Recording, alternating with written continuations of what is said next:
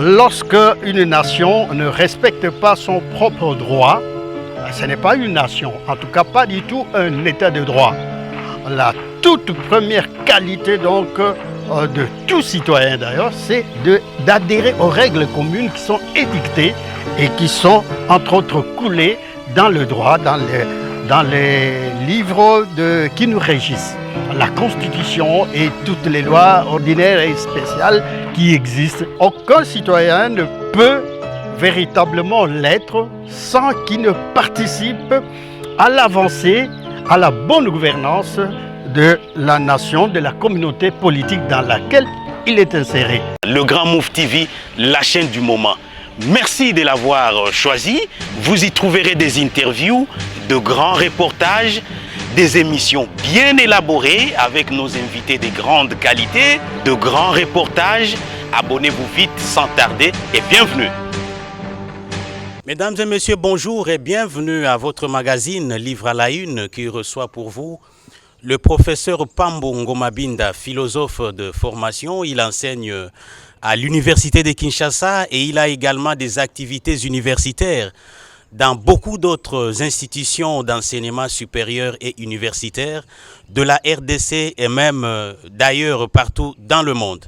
Il va s'agir de sa récente publication qui n'est rien d'autre que la participation politique, éthique civique et politique pour une culture de paix, de démocratie et de bonne gouvernance. Professeur, bonjour. Bonjour, monsieur le journaliste. Vous présentez au public la 4e édition de participation politique. Et quels sont les éléments nouveaux que vous y apportez? Au fait, de quoi s'agit-il de manière laconique dans ce livre? Eh bien, de quoi s'agit-il? C'est simplement un ouvrage qui cherche à montrer à nos acteurs politiques du pays et de l'Afrique notamment les règles adéquates pour pouvoir gouverner une nation. L'idée principale, c'est que les gouvernants, s'ils veulent réussir véritablement leur mission de gouverner, doivent absolument faire recours à la participation politique, à la participation démocratique des citoyens. Et cette participation, bien entendu, pour qu'elle soit démocratique, doit obéir à plusieurs principes et à plusieurs valeurs. Notamment, simplement, le fait du respect absolu des règles du droit. Lorsque une nation ne respecte pas son propre droit, ce n'est pas une nation, en tout cas pas du tout un état de droit. La toute première qualité donc de tout citoyen d'ailleurs, c'est d'adhérer aux règles communes qui sont édictées et qui sont entre autres coulées dans le droit, dans les livres qui nous régissent. La Constitution et toutes les lois ordinaires et spéciales qui existent. Voilà le premier devoir. Parce que la participation du citoyen, pour moi, c'est vrai, c'est un droit, mais essentiellement un devoir. Aucun citoyen ne peut véritablement l'être sans qu'il ne participe à l'avancée, à la bonne gouvernance de la nation, de la communauté politique dans laquelle il est inséré. Et ce sont donc ces règles-là qui sont présentées dans cet ouvrage. Vous avez dit, c'est la 4e édition, c'est vrai, la toute première date de 1995. C'est des leçons que j'ai données à la faculté de droit à l'université de Kinshasa et dans d'autres facultés en 1995. Et les jeunes gens ont beaucoup aimé l'ouvrage. C'est ainsi que j'ai eu l'idée ou l'obligation pratiquement morale, en tout cas intellectuelle, de pouvoir développer le premier ouvrage ou la première édition. C'est limité à 4 chapitres. Professeur Ngomabinda, à ce stade de notre discussion, vous avez dit la participation politique en tant que droit et devoir. Oui. Est-ce qu'au regard de tensions politiques en Afrique et au Congo, on peut dire que cette 4e édition tombe à pic? Si oui, elle vient résoudre quel problème? Oui, ça tombe à pic parce qu'elle vient notamment, pour prendre l'actualité des États-Unis, elle vient davantage montrer que notre démocratie n'est pas encore achevée. que notre démocratie n'est peut-être pas fragile comme on dit, la démocratie libérale n'est peut-être pas fragile comme on dit, mais elle est tout à fait en déséquilibre majeur entre l'anarchie et la tyrannie. J'ai toujours pensé que la démocratie, c'est une case voisine, beaucoup plus proche de l'anarchie que de la tyrannie. Et si on ne fait pas attention, donc, la démocratie risque d'amener à des problèmes de société et la société devient ingouvernable. Démocratie tiraillée, à vous entendre parler entre anarchie et déséquilibre ou tyrannie. Ça serait imputable par manque de droits ou de devoirs du côté des citoyens, tant en RDC qu'ailleurs. Tant en RDC qu'ailleurs, partout dans le monde, l'équilibre qui doit s'établir, si on veut véritablement une démocratie, doit pouvoir respecter les principes majeurs et les valeurs qui ont été acceptées et qui sont partagées par l'ensemble, ou la majorité en tout cas, des citoyens qui ont créé cette société et qui ont coulé leurs règles, leurs valeurs dans les lois, notamment dans la constitution du pays. Et lorsqu'on respecte ça, l'équilibre s'établit d'une manière plus ou moins harmonieuse. Donc la démocratie ne deviendra ni tyrannie, c'est-à-dire dictature, des gouvernants qui imposent leurs lois ou qui briment les citoyens, les libertés individuelles, ni tyrannie donc, dictature, ni anarchie. L'anarchie, c'est cet état des choses où chacun fait ce qu'il veut, où il n'y a pas de règles communes qu'on suit.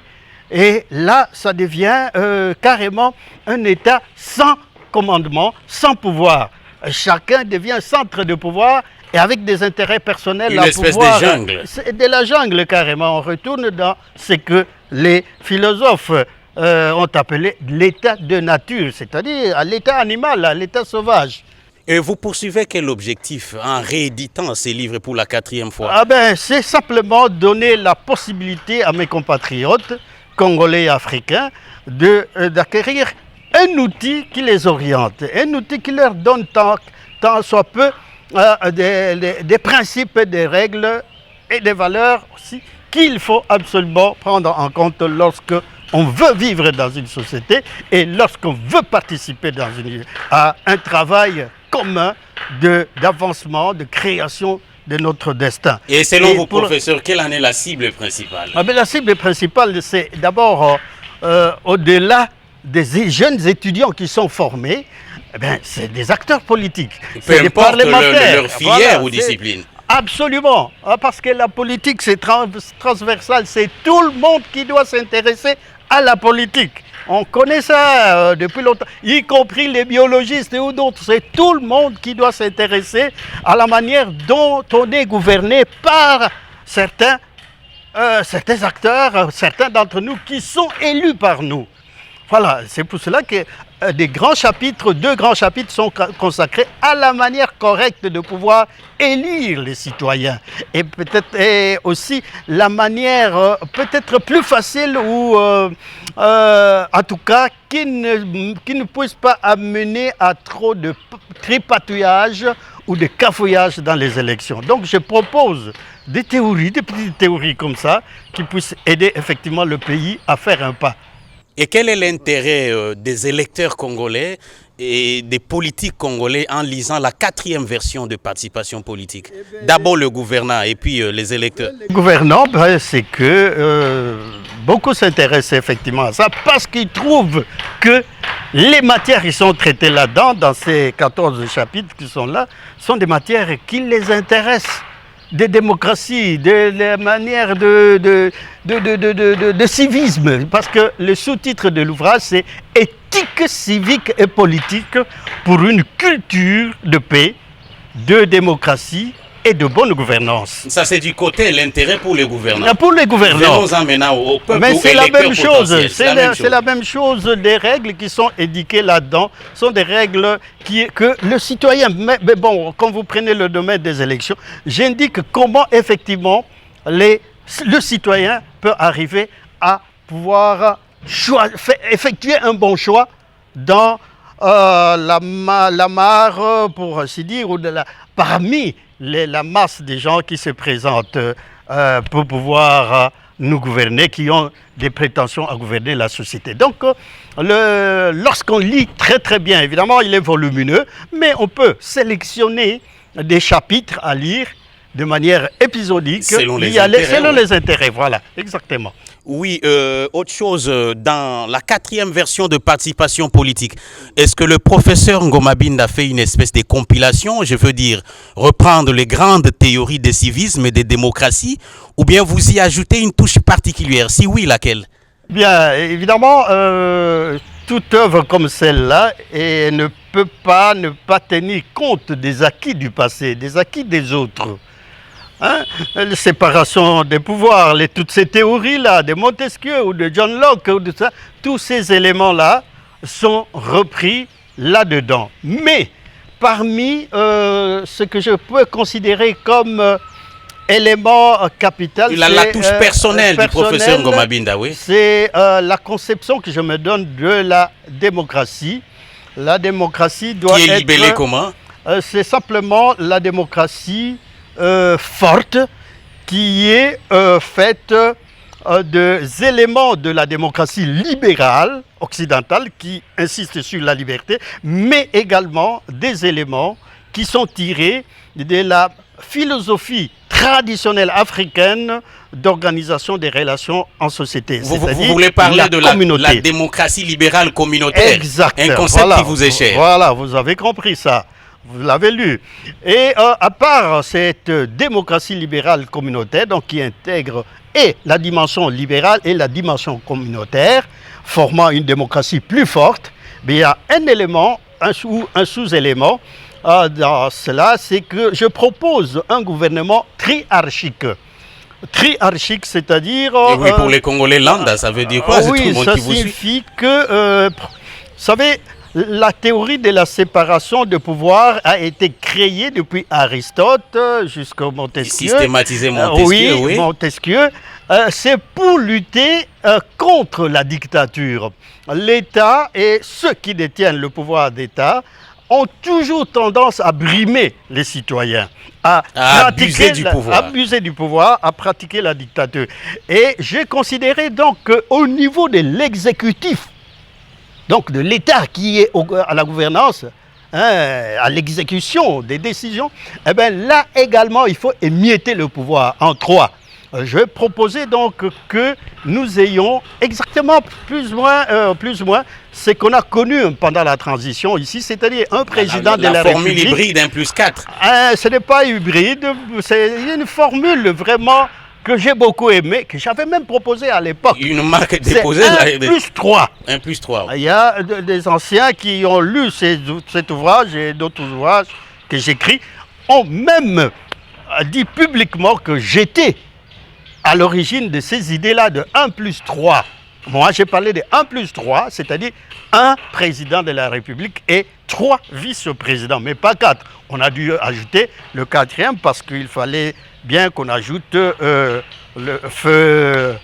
professeur Hérodia là-dedans. Voilà, ça devenait 4. Mais en fait, il faut un président de la République et 3 vice-présidents pour pouvoir à la fois émietter davantage le pouvoir du président et pour des raisons géopolitiques ou d'efficacité dans la gestion de la cité. Non, ce n'est pas géopolitique, c'est simplement peut-être géosectoriel, peut-être, c'est-à-dire il faut donner le pouvoir à un vice-président au secteur politique administratif, un vice-président au secteur économique et financier et un vice-président au secteur social et culturel. Voilà, donc c'est cela. Et chaque vice-président est bel et bien un organe qui fonctionne à temps plein. Et tous les ministres attachés, tous les ministères attachés à cette vice-présidence font rapport à ce vice-président qui, lui, se retrouvera au niveau du collège présidentiel où ils vont travailler avec le président de la République. Voilà, ça également, c'est une touche absolument nouvelle que j'apporte à cet ouvrage et à d'autres que j'ai écrits. J'ai écrit spécialement sur la philosophie et pouvoir politique en Afrique. Il y a toutes ces théories sont reprises là-dedans. Professeur Ngomabinda, dernière préoccupation, on va chuter par là. Un mot à tous les téléspectateurs, auditeurs, internautes qui sont de lecteurs potentiels de votre livre. C'est que j'aimerais les inviter simplement à lire cet ouvrage avec honnêteté, avec sincérité. Je sais qu'il apportera beaucoup de connaissances et beaucoup d'éléments qui puissent leur permettre de très bien se situer comme citoyens dans la cité face à cette activité qu'on appelle la politique. Merci beaucoup, professeur Pambo Ngomabinda, d'avoir répondu positivement à l'invitation de Livre à la Une. Je vous remercie beaucoup, monsieur le journaliste. Je pense que vous faites là une œuvre formidable qui permet de pouvoir mettre à la disposition du public le plus grand possible ces idées qui peuvent aider à transformer positivement notre société congolaise et africaine. Mesdames et messieurs, c'est sur cette note du professeur philosophe Pambo Ngomabinda que s'arrête ces numéros de Livre à la Une. Pour des plus amples détails quant à la 4e version de participation politique, vous pourrez joindre le professeur Ngomabinda au 82 24 15 878 082 24 15 878. L'émission est également disponible sur Le Grand Mouf TV sur YouTube. Merci de nous avoir suivis de partout où vous êtes, dans tous les coins et recoins du globe. Au revoir et à la prochaine. Le Grand Mouf TV, la chaîne du moment. Merci de l'avoir choisi. Vous y trouverez des interviews, de grands reportages, des émissions bien élaborées avec nos invités de grande qualité, de grands reportages. Abonnez-vous vite sans tarder et bienvenue.